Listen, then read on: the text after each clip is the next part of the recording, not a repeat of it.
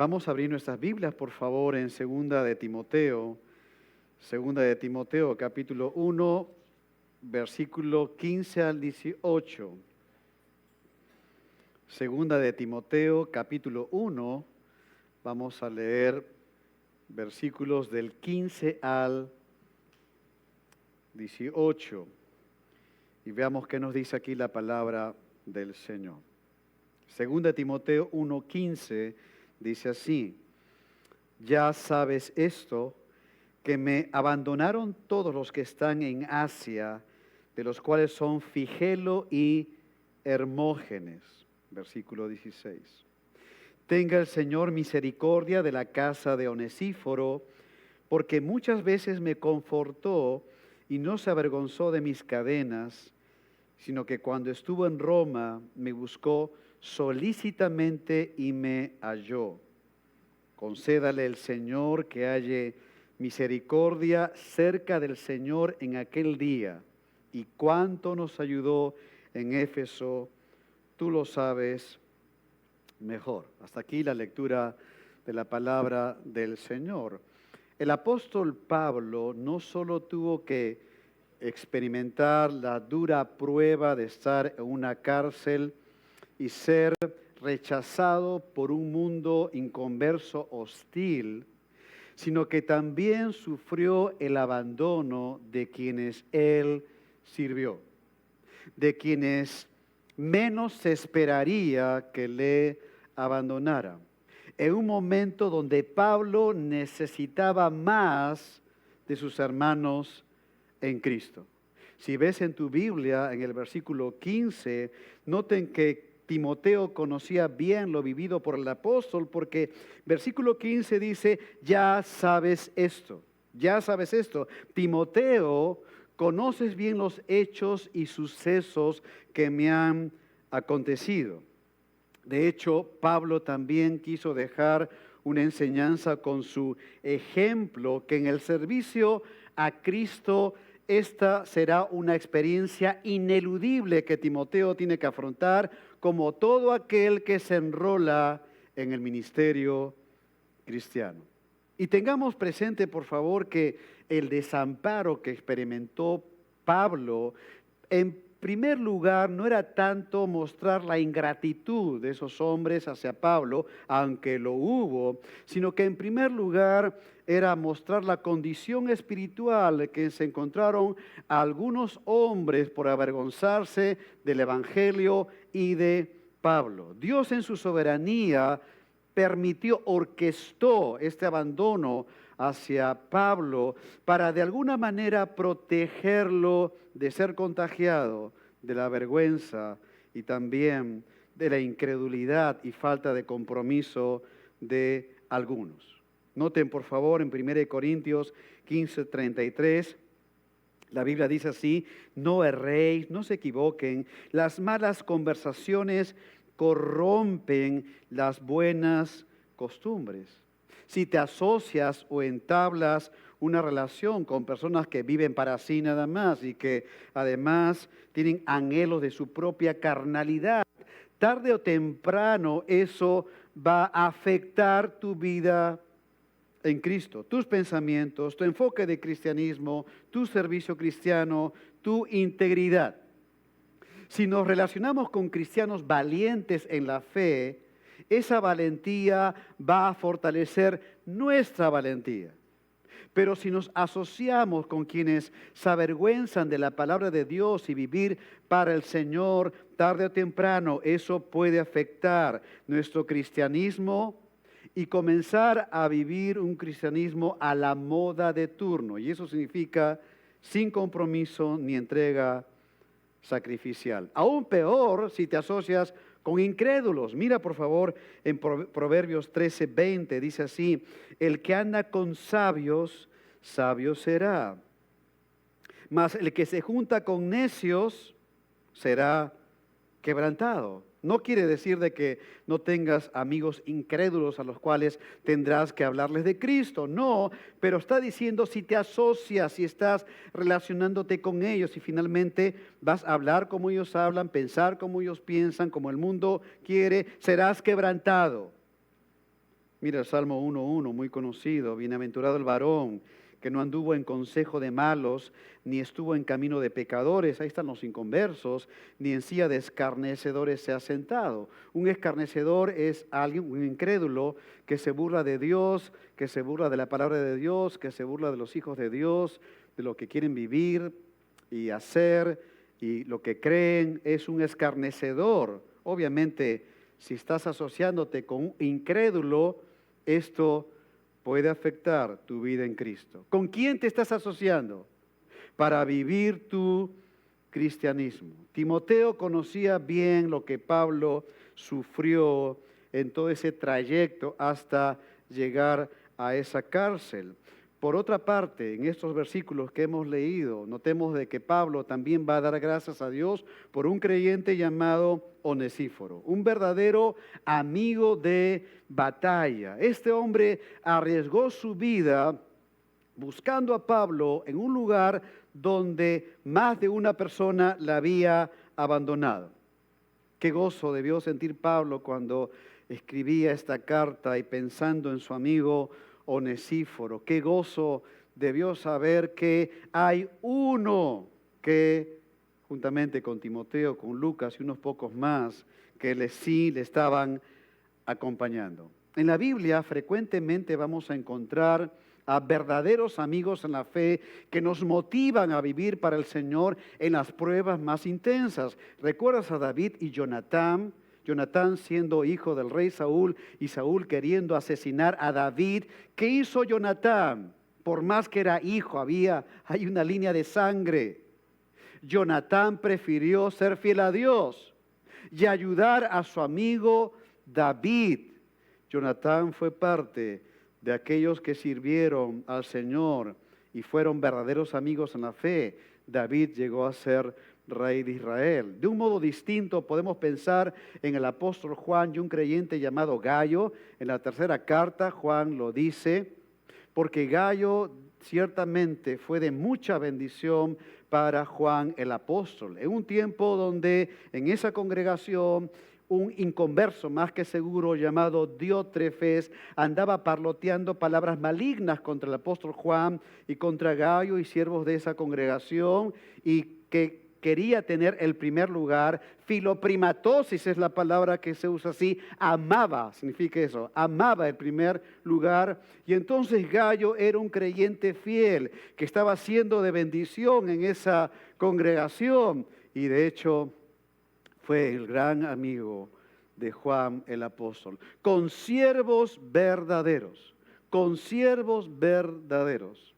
¿Te han rechazado alguna vez a alguien de la fe? Estoy diciendo, alguien de la fe te ha dicho algo porque tú has querido tener cambios en tu vida, una resolución de vida, quizá en tu matrimonio, en tu vida personal, decidiste tomar acciones para que tu vida y tu familia pudiera tener pasos realmente en dirección a la voluntad de Dios, pero ¿has escuchado a alguien de la fe que te criticó por tomar esos pasos de consagración al Señor? ¿Has hallado a un hermano o una hermana en Cristo que realmente te está llevando, ayudando a vivir piadosamente para el Señor? Consiervos verdaderos, amigos de la fe que todos necesitamos en el caminar cristiano. Ahora mira, vamos a ver un poco más sobre esto. Mirando el primer punto que tenemos allí en el bosquejo, los que abandonaron a Pablo. Nótalo, los que abandonaron a Pablo. Versículo 15 dice, ya sabes esto, que me abandonaron todos los que están en Asia, de los cuales son Figelo y Hermógenes. Aquí está el primer grupo que abandonaron a Pablo. Pablo menciona a todos los que están en Asia. Asia era una provincia romana y al oeste de lo que es la actual Turquía ahora quedaban muchas iglesias y congregaciones cristianas que por supuesto conocían al apóstol Pablo. Pablo había sido de bendición en esas congregaciones y de allí le abandonaron a Pablo. Abandonar a Pablo significó que se avergonzaban de Pablo porque se avergonzaban del evangelio que él predicaba y cuidaba. Y se volvieron más avergonzados y temerosos aún más cuando Pablo fue encarcelado y no quisieron tener ninguna asociación con él.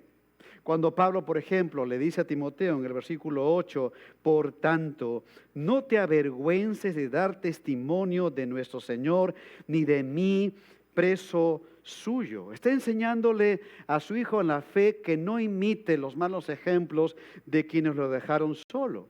Recordemos que Timoteo ya era pastor en Éfeso por varios años y cuando Pablo fue hecho prisionero de esas iglesias que estamos mencionando en la provincia de Asia, hubo hombres que dejaron y abandonaron al apóstol Pablo.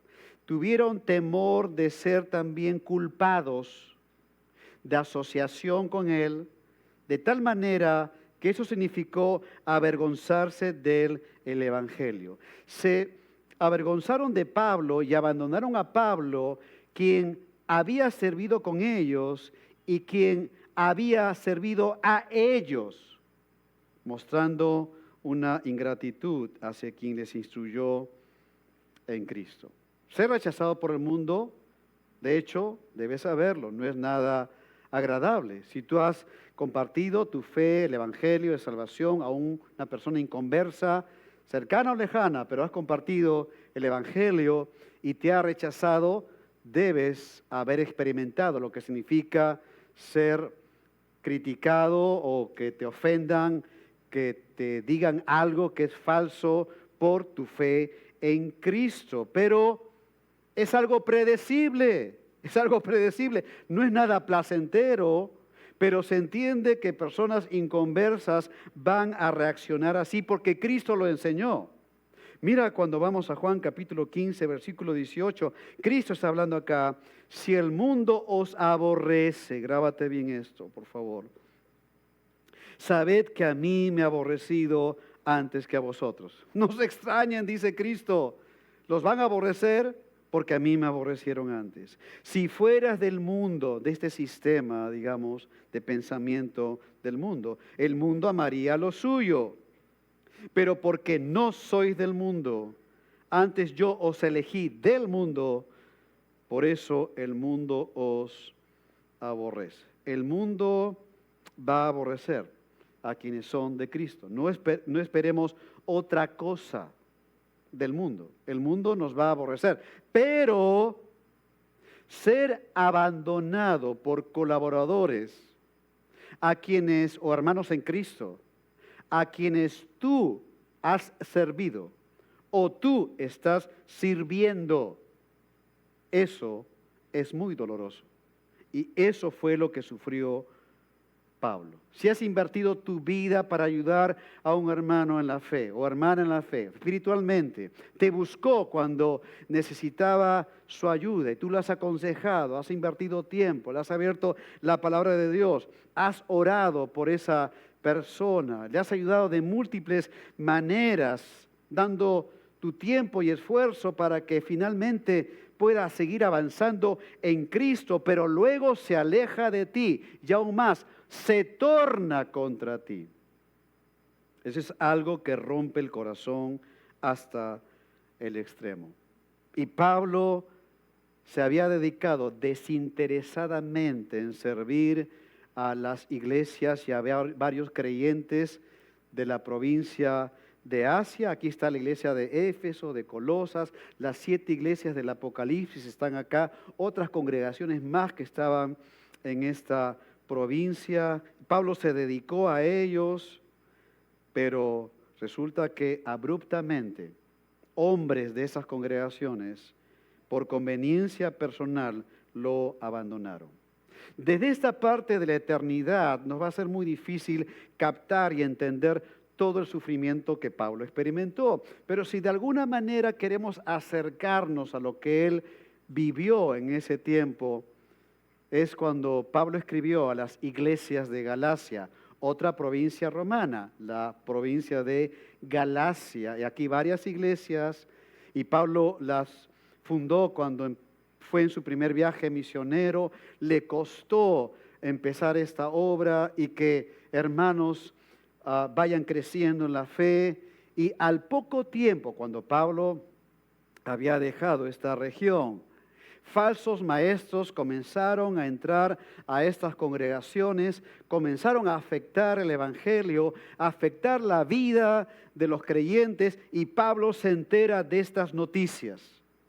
Y mira lo que Pablo dice en Gálatas 4:19. Él dice: hijitos míos. Aquí está el corazón pastoral de Pablo: por quienes vuelvo a sufrir dolores de parto hasta que Cristo sea formado en vosotros. Pablo tuvo un dolor intenso, como dolores de parto, dice, por sus hermanos de Galacia que estaban alejándose de las Escrituras, no estaban progresando, avanzaban 2 pasos, retrocedían 1 y otros más, otros se apartaron del camino, mostrando que no eran verdaderamente salvos ni redimidos. Hubo un dolor intenso en la vida del apóstol porque él les había compartido la palabra, les había enseñado. Ahora se están alejando del evangelio, y nota por favor que no era primera vez, porque el texto dice: hijitos míos, por quienes vuelvo a sufrir dolores de parto. Vuelvo.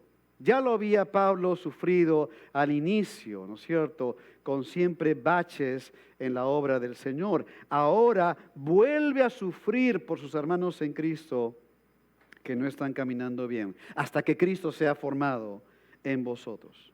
Algo podemos entender del sufrimiento de Pablo con quienes le abandonaron, porque él les enseñó la doctrina cristiana, les dio la oportunidad de poder servir en las diferentes congregaciones e iglesias de Cristo, pero que ahora ya no están a su lado. Esto lo vemos también en el ministerio de nuestro amado Salvador Jesucristo, en dimensiones más grandes. Recuerda de Judas, el traidor. Estaban en el Getsemaní, Judas ya no estaba allí, venía con esa multitud para apresar a Cristo.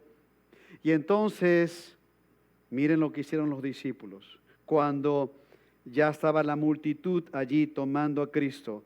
Mateo 26:56. Entonces, todos los discípulos, dejándole, huyeron.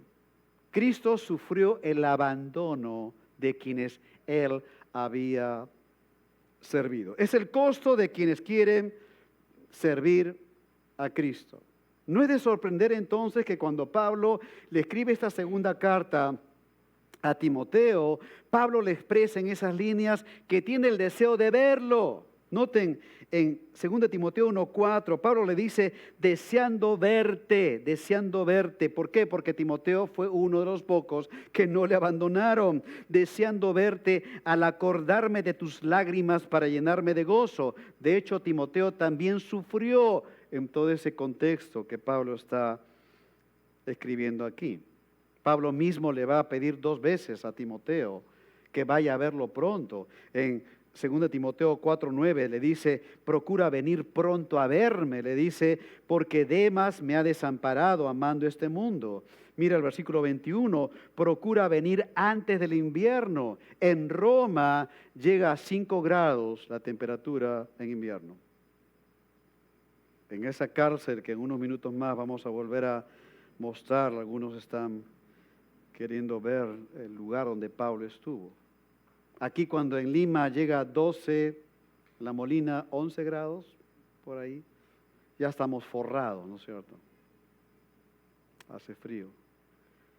5, 6 grados en esa cárcel. Por eso es que Pablo le dijo a Timoteo: traiga el capote, su capa, para abrigarse en esa cárcel, porque se acercaba el invierno. Pregúntate, ¿hasta qué punto estarías dispuesto a sufrir el abandono de personas a quienes tú has servido o de quienes estás sirviendo, a quienes has dedicado una parte de tu vida? ¿Hasta qué punto estarías dispuesto a hacerlo? Es un costo demasiado alto, demasiado alto. Veamos también que Pablo menciona a 2 de los desertores. Él dice Figelo y Hermógenes. El versículo 15 dice que me abandonaron todos los que están en Asia, de los cuales son Figelo y Hermógenes. De ellos no conocemos mucho, más que eran colaboradores del ministerio, que eran de la provincia de Asia, que se avergonzaron del evangelio de Pablo, que eran cobardes y fueron desamorados con Pablo. De eso es lo que sacamos del texto bíblico, pero no más. Es claro que Timoteo los conocía porque Pablo los menciona, pero no se esfuerza más para presentarlos. Timoteo los conocía al mencionarlos de todos los varones que podían haber en las diferentes iglesias de este lugar de Asia. Se puede pensar que eran líderes cercanos a Pablo, que tenían un ministerio prometedor y que podía llegar mucho más allá de lo que ya estaban sirviendo, y que eran los últimos en que se podía pensar que tuvieran una ingratitud hacia Pablo y que se avergonzaran del evangelio. Pero resulta que cuando Pablo estuvo en esa cárcel, Figelo y Hermógenes encabezaron esa lista que abandonaron al apóstol. Líderes conocidos. Pablo no sufrió el abandono de creyentes nuevos en la fe. Pablo sufrió el abandono de un liderazgo conocido en toda esta zona de Asia, lo que quiere decir que esto también debió causar confusión en las iglesias del Señor en ese tiempo. Ahora, si algo debe quedar claro es que Pablo seguía amando a quienes dejaron de amarle. Pablo no está escribiendo estas líneas con amargura o resentimiento en su corazón por estas personas, sino que él tiene una profunda decepción, porque en vez de verles avanzar en Cristo, estas personas están retrocediendo, siendo infieles a aquel que les salvó. En estas circunstancias, ¿qué gratitud tendría Pablo con Timoteo, no es cierto? ¿Qué gratitud tendría? Timoteo no fue de las personas que se pusieron en la neutralidad para tratar de mostrar su gran espiritualidad y decir, no, lo que pasa es que Figelo y Hermógenes tienen sus explicaciones y razones. Si tú conversas con Figelo y Hermógenes, vas a saber de que ellos tienen algo que decir. No. Timoteo no fue neutral. No fue neutral con el pecado y con quienes lo cometen. En 1 Timoteo 5:22, Pablo le dice a Timoteo, ni participes en pecados ajenos, consérvate puro. Timoteo, no puedes hacerte de la vista gorda de quienes están pecando. Tienes que ser definido en cuanto a esto. Pablo amaba a quienes lo abandonaron, pero no se podía pasar por alto la falta de compromiso y amor por el Señor. En primer lugar, los que abandonaron a Pablo. Pero en segundo lugar, ahora, los que acompañaron a Pablo. Mira, por favor, en 2 de Timoteo 1:16 dice así, tenga el Señor misericordia de la casa de Onesíforo, porque muchas veces me confortó y no se avergonzó de mis cadenas, sino que cuando estuvo en Roma me buscó solícitamente y me halló. Nota también de que Timoteo conocía a Onesíforo. Pablo no da mayores presentaciones en cuanto a él. Es muy probable que Onesíforo y su familia hayan sido miembros de la iglesia de Éfeso. Si ves por favor en 2 Timoteo 4:19 dice así, saluda a Prisca y Aquila. Prisca es Priscila y Aquila, este matrimonio, empresarios que fueron colaboradores en la iglesia de Éfeso. Aquila no fue pastor, ellos no fueron misioneros, tenían su empresa de hacer carpas, un negocio en aquel tiempo, y que participaron en el inicio de la obra de la congregación de la iglesia de Éfeso. Fueron de tremenda bendición, miembros de la iglesia de Éfeso. Y también Pablo dice, saluda a la casa de Onesíforo. A la casa de Onesíforo. Es decir, Pablo le dice a Timoteo que salude a la casa de Onesíforo porque había un contacto cercano con ellos. Probablemente, sí, miembros de la iglesia de Éfeso. Mira también que Pablo estaba tan agradecido con Onesíforo que él ruega al Señor, lo pone aquí por escrito, que en el tribunal de Cristo el Señor le dé los galardones que este hombre va a tener por su servicio fiel. Si ves ahora en el versículo 18 dice, concédale el Señor a Onesíforo que halle misericordia cerca del Señor en aquel día. Aquel día es el tribunal de Cristo. Escuche bien esto, por favor. Existe en Apocalipsis enseña que existe el gran trono blanco. El gran trono blanco va a ser el juicio final para todos los inconversos de toda la historia humana que serán reunidos allí y por no haber abrazado la verdad de Dios, el evangelio de salvación, serán echados en el lago de fuego y azufre. Ese es el gran trono blanco. Eso es para los inconversos. Pero el tribunal de Cristo es diferente. Es para los salvos. Ahí el Señor de la iglesia, Cristo Jesús, estará dando laureles, coronas, dice la Biblia, no coronas de un rey, el término es de un laurel, como de un competidor olímpico de ese tiempo, por haber vivido para la exaltación de Dios. Eso traducido en buen cristiano significa que un creyente que vive con una visión de eternidad, no viviendo el paso de simplemente transitorio en el sentido de vivir solamente en la temporalidad, no, sino con una visión de eternidad. Dios te dio salvación, eres de Cristo, te ha dado una profesión, te ha dado un oficio, un matrimonio, una familia, tienes padres, tienes abuelos, eres hijo, tienes un negocio, un emprendimiento, trabajas en una empresa, sales de vacaciones.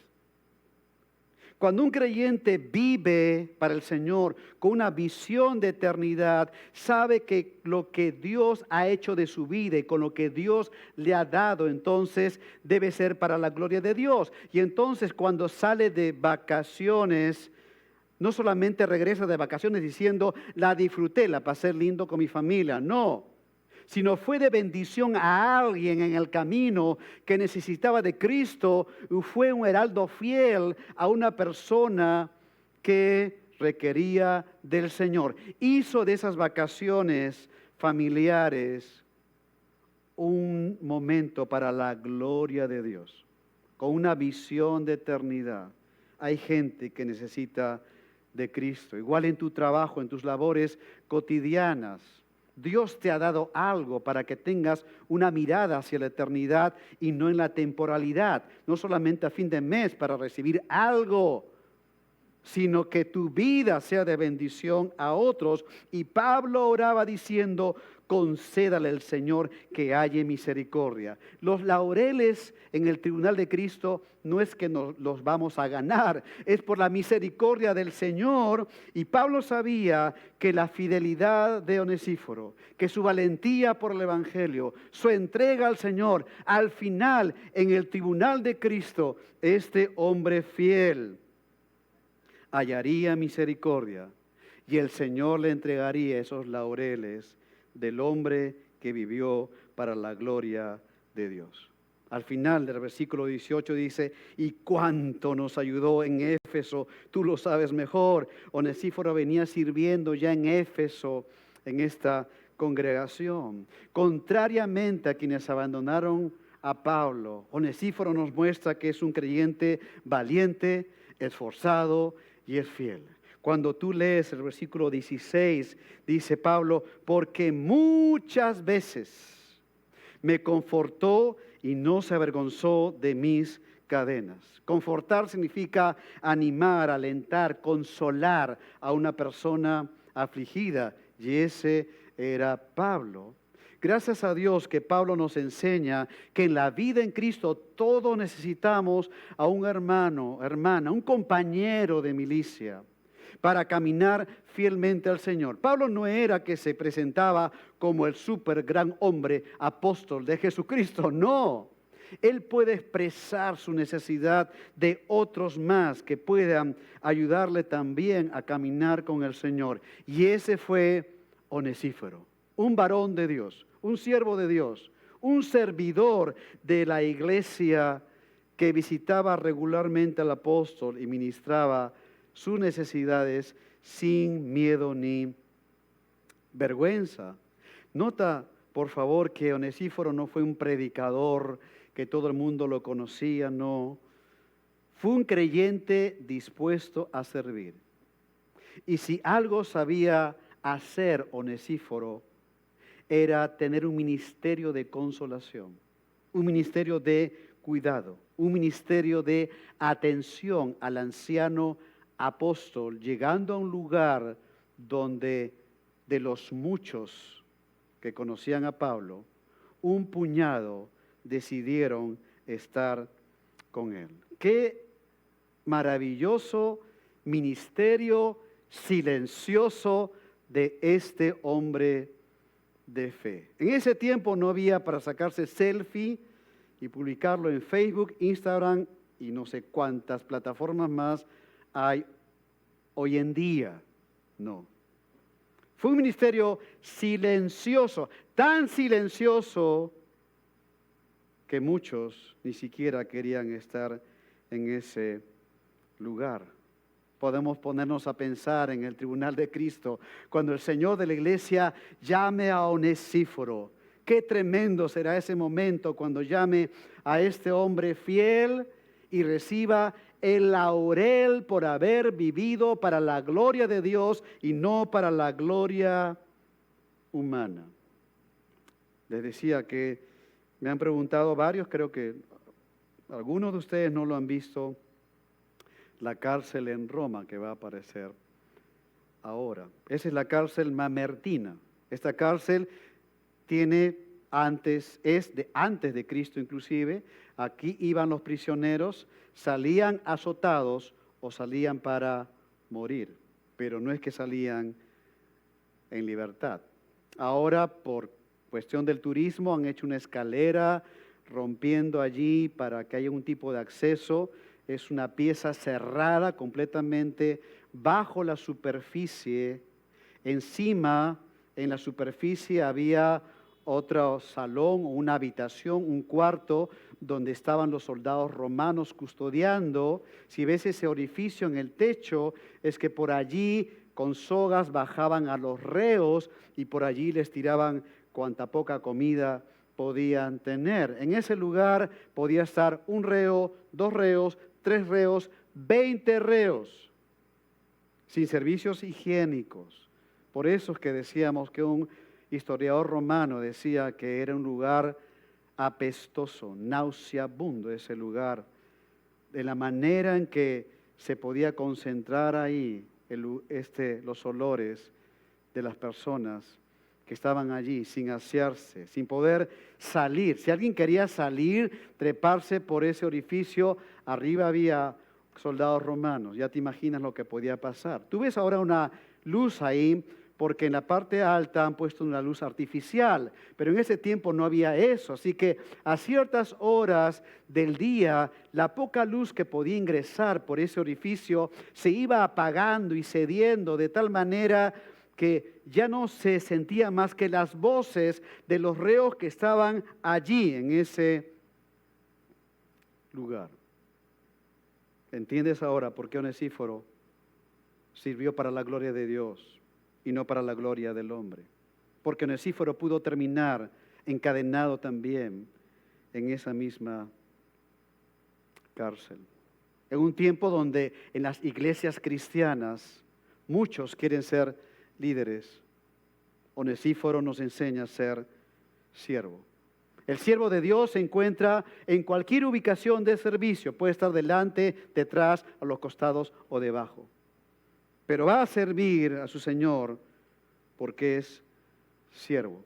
Al líder le gusta estar delante porque humanamente hablando es el lugar más atractivo y es el lugar donde podría ejercer cierto liderazgo con las personas, pero eso será una motivación carnal, egoísta y aún diabólica, pero nada tiene que ver con la Biblia.